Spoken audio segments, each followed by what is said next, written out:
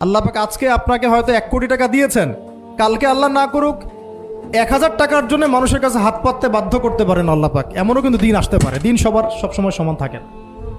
আজকে আপনার কাছে 1 কোটি টাকা আছে, কিছু মনে হচ্ছে না। কালকে কে জানে, আল্লাহ না করুক যে 1000 টাকা কারো কাছে চাইতে হচ্ছে, 1000 টাকার জন্য ঠেকে গেছেন, হতে পারে না? তো রিজিককে মানুষ তাজিম না করলে রিজিক দূরে চলে যায়। দুটো বিষয় খেয়াল রাখবেন, দুটো বিষয়। এক হচ্ছে মাঝে মাঝে মনের মধ্যে কিছু আমল করার ইচ্ছা আসে না? মনে হলো যে আচ্ছা একটু 10টা আয়াত পড়ি, মনে আসে না? মাঝে মাঝে এমন মনে হয় না?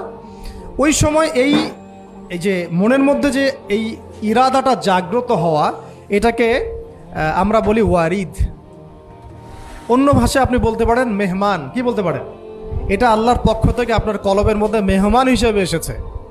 এখন আপনি যদি আমলটা করেন, সেই মেহমান বারবার আপনার কলবে আসবে। যদি আপনি ওই সময় আমলটা না করেন, মেহমান চলে যাবে। মেহমান অসম্মানিত হলে পরে আর আসবে না। একইভাবে রিজিক আল্লাহ পাক দিয়েছেন, এর তাজিম যদি করতে পারেন রিজিক বেশি আসবে। রিজিকের তাজিম সম্মান করতে না পারলে রিজিক আসবে না, বেশি কমে যাবে। উসমান রাদিয়াল্লাহু আনহু সবচেয়ে ধনী ছিলেন না? কেন জানেন? কেন? এটা কি জানেন কেন ধনী ছিলেন? একে তো তিনি প্রচুর দান সদকা করতেন, এটা তো আপনারা জানেনই।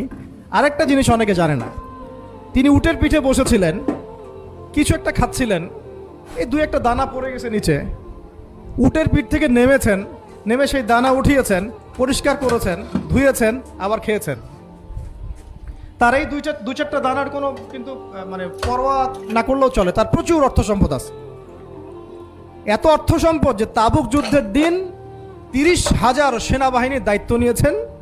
30,000 সেনাবাহিনীর দায়িত্ব নিয়েছেন। সেনাবাহিনী যাবে, থাকবে, খাবে, তাঁবু টাঙাবে, সব দায়িত্ব তার। 30,000 সেনাবাহিনীর দায়িত্ব নেওয়া কি চারটাখানি কথা? তো এই সাহাবী এই কয়েকটা খাবারের দানা উঠিয়ে খেলেন। নবী সাল্লাল্লাহু আলাইহি ওয়াসাল্লাম বলেছিলেন যে তোমাকে আল্লাহ পাক রিজিক বাড়িয়ে দিবেন না কেন? তুমি রিজিকের যে তাজিম, যে সম্মান তুমি করো, এর বদৌলতে আল্লাহ পাক তোমাকে বেহিসাব রিজিক দিবেন। দুইটা বিষয় খেয়াল রাখবো। আমলের মেহমান হৃদয়ের মধ্যে আসলে তাকে ফিরায় না দেওয়া, তাহলে সেই মেহমান কিন্তু আর আসবে না।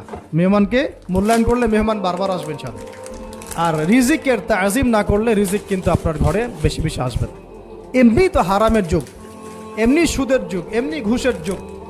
অলমোস্ট এভরি ফ্যামিলি সুদখোর এখন, অলমোস্ট এভরি ফ্যামিলি।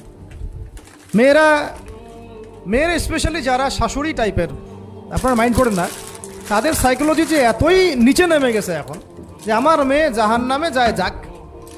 হ্যাঁ, আমার মেয়ে জাহান্নামে যায় যাক, সমস্যা নাই, দুনিয়াতে সে যেন ভালো থাকে। এটা কেন বললাম?